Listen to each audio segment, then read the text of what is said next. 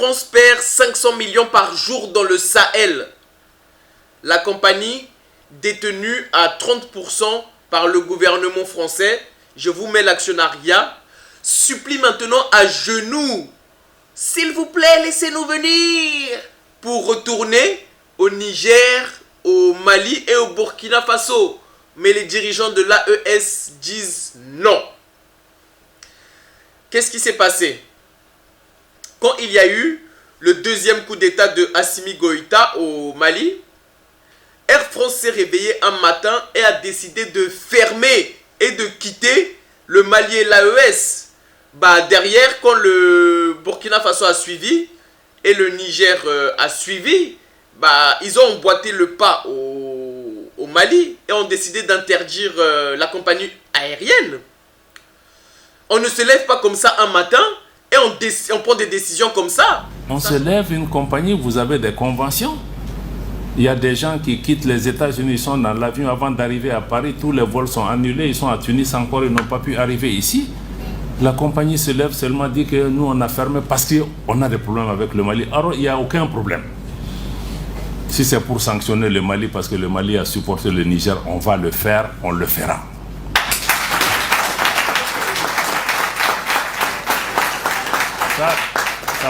Ça va pas nous dissuader par rapport à ça. Donc on a aussi mis la réciprocité, on a appelé Air France. J'ai dit que maintenant que vous dites que vous allez reprendre le 11 là, vous ne reprenez pas le 11.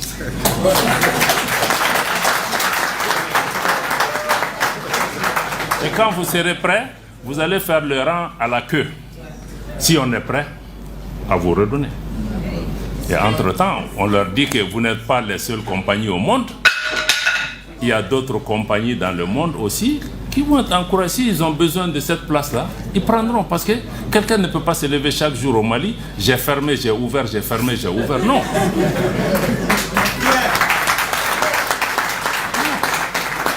Donc ça, il faut aussi qu'on nous respecte. On respecte même la clientèle parce que ce n'est pas du bétail. Il y a des gens qui sont bloqués à Paris depuis combien de jours? Ils sont là, ils ne peuvent pas faire ça aux États-Unis, ils ne peuvent pas faire ça dans d'autres régions. Ils font ça chez nous. Vous vous levez, Burkina, Niger, Mali, on a fermé. Donc il faut que les gens comprennent. Ils ne peuvent pas venir.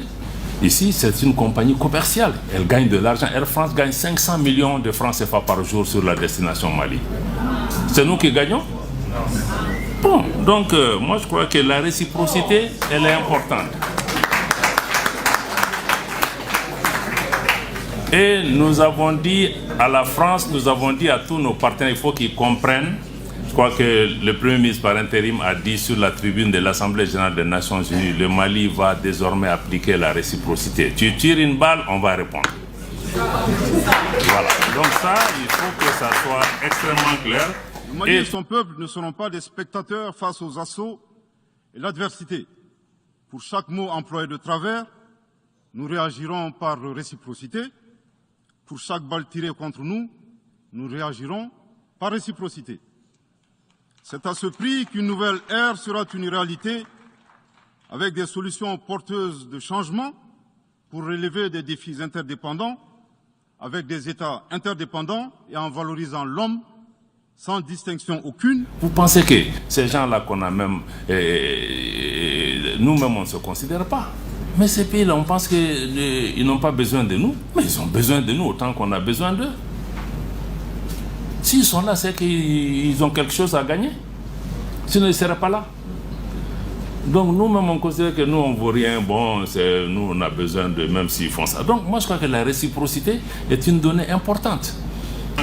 C'est la même. Et tous ces pays, si vous regardez la France ou d'autres, le Mali, on n'a jamais tiré les premiers. C'est eux qui viennent toujours nous provoquer. Ils posent des actes, ils pensent qu'on va s'asseoir, on va les regarder. Sinon, nous, on n'a pas de problème avec quelqu'un. Vous nous avez vu nous lever, aller nous attaquer à quelqu'un un bon matin. Non. C'est eux qui posent en pensant que toi, tu ne vaux rien. S'ils font ça, ils vont te faire mal. Mais en faisant mal, là, ils ont presque tout perdu progressivement.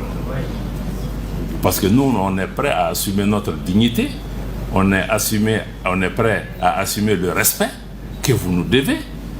Et si eux ils ne comprennent pas, d'autres partenaires comprennent aujourd'hui. Parce que beaucoup de partenaires viennent à nous maintenant pour nous dire que oui, vos trois principes là, nous on est d'accord.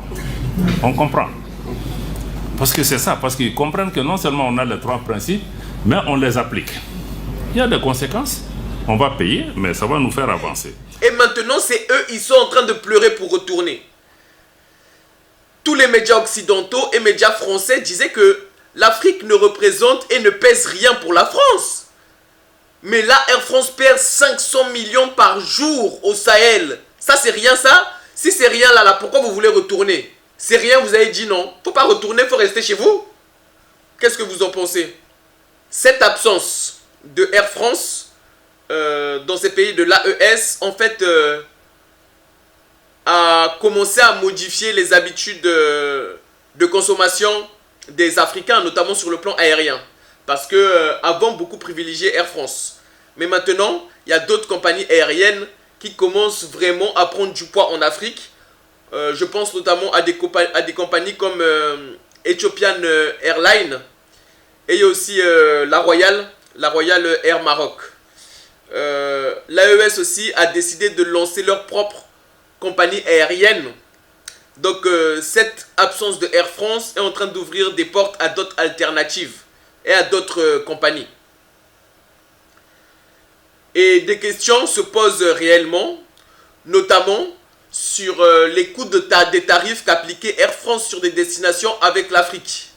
Parce qu'aujourd'hui, par exemple, il est possible de se lever un matin, de prendre un billet pour les États-Unis, que ce soit New York ou Washington, on ne paiera pas plus de 600 à 700 euros pour ce billet-là. Alors que pour les pays africains, les billets, ils sont à plus de 1000 euros. Donc c'est clairement de l'exploitation économique envers les Africains. C'est-à-dire qu'on fait payer le plus cher possible aux personnes les plus pauvres. Et aux personnes qui n'ont pas les gouvernements adéquats pour les défendre. Et donc ce type de pratique, notamment en matière tarifaire, est en train de modifier les habitudes de consommation des Africains. Ce qui va sans doute faire en sorte que les autres compagnies vont plutôt prendre du poids.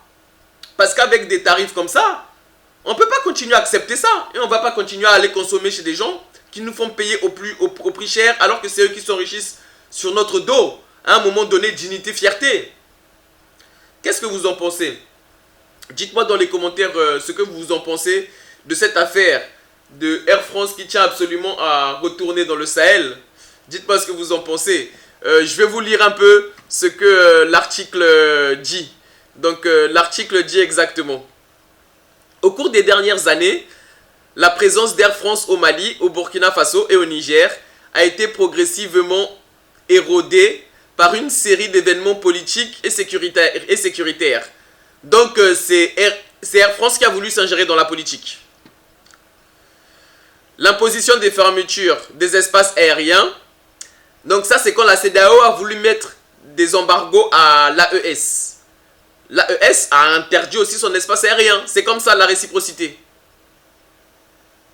L'imposition des fermetures d'espaces aériens, l'émergence de nouvelles alliances régionales et les appels à la prudence des autorités françaises ont déplacé les lignes de ce marché.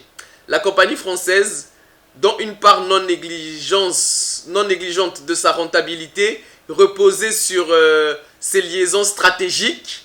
Maintenant, c'est des liaisons stratégiques. Avant, c'était des liaisons qui ne représentaient rien. Maintenant, c'est devenu liaisons stratégiques. Est-ce que vous voyez? Ça, c'est pour dire qu'ils ont mal.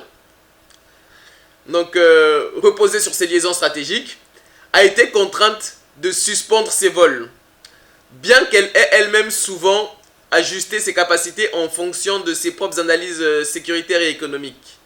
L'absence prolongée de ces avions dans ces trois pays résulte d'autant de pression externe que de choix opérationnels internes. Donc, on a mis la pression à Air France pour qu'Air France se retire de ces pays-là et maintenant ils en payent les conséquences. Est-ce que vous comprenez? Aujourd'hui, Air France affiche une volonté claire de reconquête, mais les pays concernés ne manquent plus de levier pour conditionner son retour. Et on dit bravo. Un retrait difficile et des conditions strictes. Les restrictions sur le survol du Niger, la fermeture forcée des liaisons vers le Mali et le Burkina Faso, ainsi que la classification des capitales locales comme zone à haut risque par les autorités françaises, ont été un environnement particulièrement contraignant. Les militaires au pouvoir dans ces espaces sahéliens, ayant rompu avec certaines alliances traditionnelles, valorisent désormais leur espace aérien comme un atout stratégique. Air France, en suspendant ses liaisons, a dû faire face à une chute de fréquences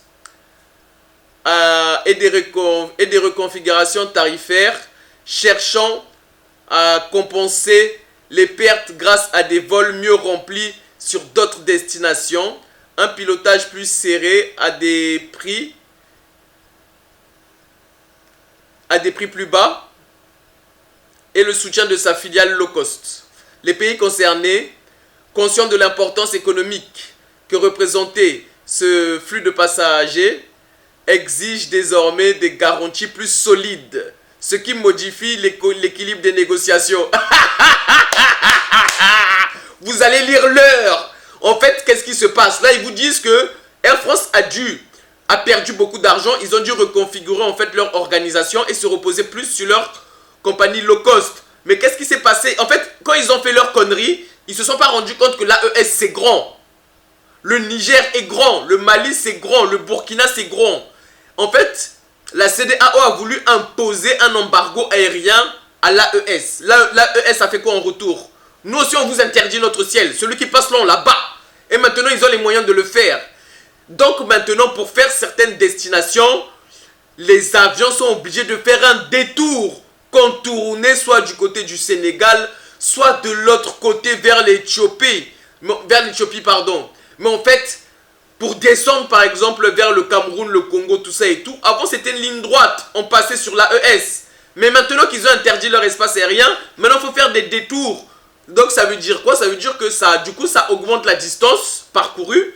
Et donc du coup, ça augmente les temps de vol. Et ça augmente aussi tous les frais, tout ce qui va être kérosène, tout ça et tout. Donc nécessairement, ça a un impact sur la rentabilité de l'entreprise. Mais tout ça, ils n'avaient pas vu ça avant. Ils n'avaient pas calculé ça avant. Eux, ils croyaient seulement, ah non, c'est nous les plus forts, donc on va faire ce qu'on veut. Mais maintenant, ils sont en train de lire l'or. Ils sont en train de lire l'heure, pardon.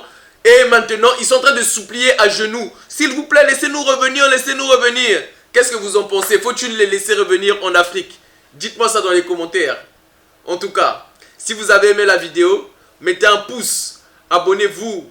Tous les jours, je sors plusieurs shorts d'actualité. On parle d'actualité africaine surtout, mais on parle aussi de beaucoup d'actualités mondiales et même sur la culture, tout ça et tout. Je fais aussi pas mal de contenu sur la culture. Là, je vous prépare des enquêtes, des analyses, des reportages. L'année 2025 va être très chargée. Il y aura aussi pas mal d'entretiens. Et comme je vous l'ai dit, tous les jours des shorts d'actualité. Donc, abonnez-vous. Et si vous appréciez la vidéo et le contenu, mettez un petit pouce. Et on se dit à très bientôt pour une prochaine vidéo. C'était Héritier Bateke.